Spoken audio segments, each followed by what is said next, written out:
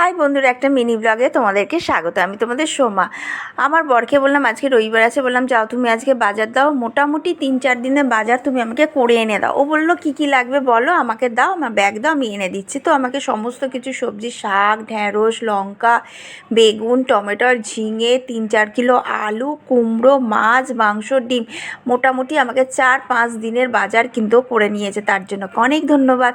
তো কেন এই কথাটা বললাম, আমার যেহেতু নিচেই হচ্ছে বাজার আছে না, তো ফ্ল্যাট থেকে নিচে নামলেই বাজার, ওই জন্য আর আমার 4-5 দিনে বাজার তুলে রাখি না। কিন্তু না, আর ভালো লাগছে না।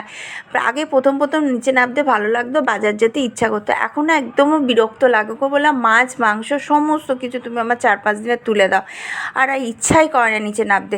আর এখানে দেখো ডিমটাও আমাকে 10টা তুলে দিয়েছে। ও কিন্তু আমাকে বলছে যে ডিমটা তুলবে, তুমি তো ডিমটা নিচে গিয়েও এক এক সময় আনতে পারবে। আমি বলছি না, আমি আর যাবোই না, মোটামুটি আমি 3-4 দিন আর নিচেই নামবো না। তো এই হচ্ছে আমার বাজারের গল্প।